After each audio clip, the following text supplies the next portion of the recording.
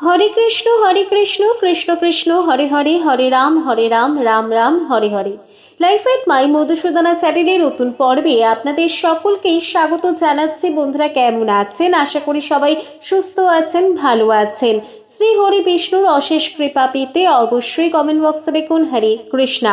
ভাদ্র মাসের কৃষ্ণপক্ষের অষ্টমী তিথি, রোহিণী নক্ষত্র, অষ্টচন্দ্র, বৃষ রাশি, বুধবার মধ্যরাত্রে জন্মগ্রহণ করেছিলেন ভগবান শ্রীকৃষ্ণ ধরাধাম থেকে পাপ মুক্তি করবার জন্য। সেই দিনটি ছিল ভাদ্র মাসের কৃষ্ণপক্ষের অষ্টমী তিথি, যাকে আমরা জন্মাষ্টমী রূপে পালন করে থাকি। এই পর্বের বিষয় হলো 2025 সালে 1432 বঙ্গাব্দে শ্রীকৃষ্ণের জন্মাষ্টমী ব্রত কবে পালন করা হবে, পূর্ণাঙ্গ সময়সূচি, জন্মাষ্টমী ব্রত পালনের সময়, জন্মাষ্টমীর দিন রোহিণী নক্ষত্র কতক্ষণ থাকবে, জন্মাষ্টমী ব্রতের সংকল্প ও পারণ মন্ত্র, জন্মাষ্টমীর দিন কি কি কাজ করলে শ্রীকৃষ্ণকে খুশি করা সম্ভব, সেটাও জানবো এই ভিডিও থেকে। ভিডিওতে যাবার আগে লাইফ উইথ মাই মধুসূদনা চ্যানেলকে সাবস্ক্রাইব করুন, লাইক কমেন্ট শেয়ার করুন, ধার্মিক হয়ে নোটিফিকেশন ঘন্টাটা বাজিয়ে দিন।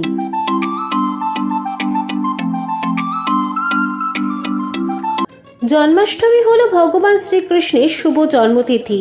ভাদ্র মাসের কৃষ্ণপক্ষের অষ্টমী তিথিতে রোহিণী নক্ষত্র যোগে ভগবান শ্রীকৃষ্ণ মথুরায় কংসের কারাগারী মাতা দেবকীর অষ্টম সন্তান হিসেবে জন্মগ্রহণ করেন। তার এই জন্মদিনকে জন্মাষ্টমী বলা হয়।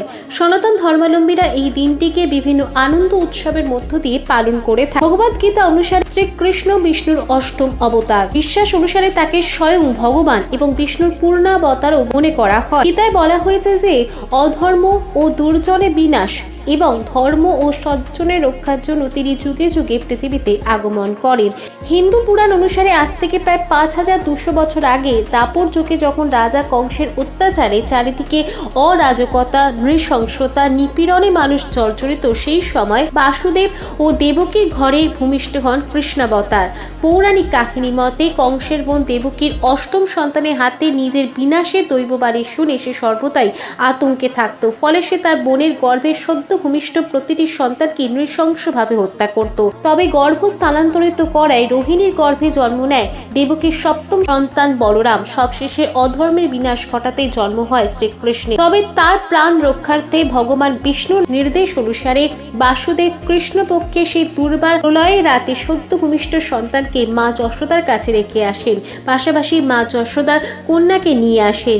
এদিকে দেবকীর অষ্টম গর্ভের সন্তানের ভূমিষ্ঠ হওয়ার সংবাদ পেয়ে কংস ছুটে আসেন কারাগারে। তারপর যখন সেই কন্যা সন্তানকে আছাড় মারার উদ্দেশ্যে ঊর্ধ্বে তুলে ধরেন, তখনই সেই কন্যা মহাশুনে ভাসতে ভাসতে বললেন, কংস তোমায় বধিবে যে গোকুলে বাড়িতে সে। এই কন্যা সন্তান ছিলেন স্বয়ং দেবী যোগমায়া।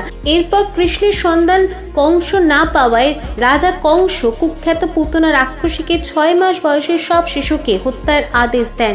রাজা কংসের নির্দেশ মতো রাক্ষসী পুতনা বিষাক্ত স্তন পান করানোর ছলে একের পর এক শিশুকে নির্মমভাবে হত্যা করতে থাকে। অবশেষে যখন পুতনা রাক্ষসী কৃষ্ণের সন্ধান পান এবং তাকে স্তনপান করাতে যান, তখন মাত্র 6 মাস বয়সে কৃষ্ণ স্তনপানের মাধ্যমে সব বিষ শুষে নিয়ে প্রাণ নাশ করেন।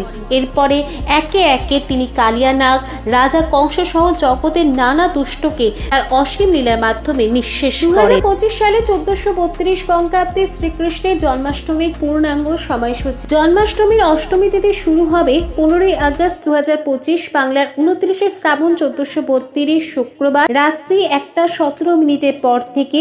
জন্মাষ্টমীর অষ্টমী তিথি সমাপ্ত হবে 16 আগস্ট 2025, বাংলার 30 শ্রাবণ 1432 শনিবার রাত্রি 10:49। 2025 সালে 1432 বঙ্গাব্দে জন্মাষ্টমীর ব্রত পালন করা হবে 16 আগস্ট 2025-এ। স্মার্ত ও গোস্বামী মতে শ্রীকৃষ্ণ জন্মাষ্টমী ব্রত অর্ধরাত্রিতে পূজা ও ওষুধরা। 2025 সালে 1432 বঙ্গাব্দের জন্মাষ্টমীর ব্রত পালন হবে 17 আগস্ট 2025, বাংলার 31 শ্রাবণ 1432 রবিবার। স্মার্ত ও গোস্বামী মতে জন্মাষ্টমী ব্রতের পালন সকাল 6:45 স্মার্ত ও গোস্বামী মতে নন্দোৎসব 17 আগস্ট রবিবার। জন্মাষ্টমী ব্রতের পূজা মধ্যরাত্রে অনুষ্ঠিত হয়। শ্রীকৃষ্ণের স্বরূপ নারুগোপালকে পূজা করা হয়। জন্মাষ্টমী ব্রত পালন করলে ব্রত সংকল্প ও ব্রত পালন অবশ্যই করতে হবে। জন্মাষ্টমীর দিন সকালে উঠে স্নান সেরে শুদ্ধ বস্ত্র পরে ব্রত সংকল্প করবেন। হাতে চাল ও গঙ্গা জল নিয়ে এই মন্ত্রটি বলতে হবে। সর্বায় সর্বেশ্বরায় সর্বপতয়ে সর্বসম্ভবায় গোবিন্দায় নমো নমঃ। এই মন্ত্রটি সংকল্প গ্রহণ করতে হবে। ব্রত পালনের সময়ের মধ্যে পালন মন্ত্রটি বলে ব্রত পালন করতে হবে। ভূতায় ভূতেশ্বরায় ভূতপতয়ে ভূতসম্ভবায় গোবিন্দায় নমো নমঃ। এই মন্ত্রটি বলে ব্রত পালন করতে হবে। জন্মাষ্টমীর আগের দিন নিরামিষ আহার গ্রহণ করতে হয়। সকালে উঠে ঘর বাড়ি ভালো করে পরিষ্কার করে নেওয়ার পর স্নান সেরে শুদ্ধ বস্ত্র পরে উপবাসে থাকার সংকল্প গ্রহণ করতে হবে সংকল্প মন্ত্র বলে।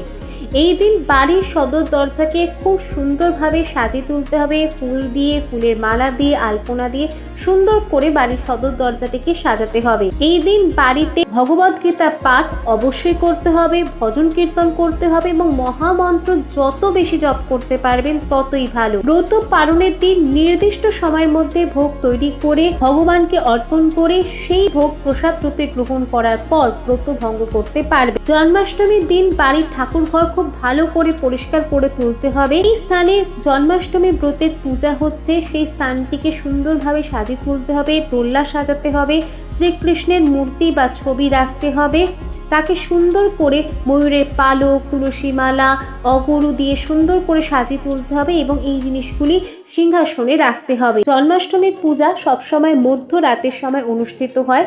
মধ্যরাতের সময় নাড়ু গোপালকে অভিষেক করাতে হবে পঞ্চামৃত দ্বারা। দুধ, দই, ঘি, মধু, চিনি, গঙ্গাজল, তুলসী পাতা এই জিনিসগুলি এক এক করে নাড়ুগোপালকে অর্পণ করতে হবে। শাঁখের সাহায্যে আস্তে আস্তে নাড়ুগোপালের উপর ঢালতে হবে। এরপর গঙ্গা জল দিয়ে পুনরায় স্নান করিয়ে ভালো করে শুকনো করে মুছিয়ে দেওয়ার পর নতুন বস্ত্র পরাতে হবে। নীল বা হলুদ রঙের বস্ত্র পরিয়ে সুগন্ধি ফুলের মালা, সুগন্ধি ফুল দিয়ে, তুলসী পাতা দিয়ে সুন্দর করে সাজিয়ে তুলতে হবে এবং দোলনায় প্রতিষ্ঠা করতে হবে। 3, 5, 7 কিংবা 9 বার দোলনা দোলাতে হবে। এরপর ধ্যান মন্ত্র বলে নাড়ুগোপালকে হলুদ ফুল অর্পণ করতে হবে। নৈবেদ্যের মধ্যে অবশ্যই রাখতে হবে মাখন, মিজরি, ফল, মিষ্টি, তালের নাড়ু, নারকেল নাড়ু, মালপুয়া, ক্ষীর নৈবেদ্যের মধ্যে। এর নাড়ুগোপালকে ফুল অর্পণ করতে হবে, চন্দন সহকারে তুলসী পাতা অর্পণ করতে হবে। এরপর নাড়ুগোপালের বিধিবদ্ধ আরতি করতে হবে। আরতি সমাপ্ত হলে নাড়ুগোপালকে প্রণাম করতে হবে। জন্মাষ্টমীর ব্রত পালন করলে সারাদিন কিছু অন্ন গ্রহণ করা যায় না, উপবাসে থাকতে হয়। পূজা সমাপ্ত হলে পূজার প্রসাদ গ্রহণ করে ব্রত ভঙ্গ করতে পারেন। লাইফ উইথ মাই মধুসূদনা চ্যানেলের সঙ্গে থাকার জন্য অনেক অনেক ধন্যবাদ।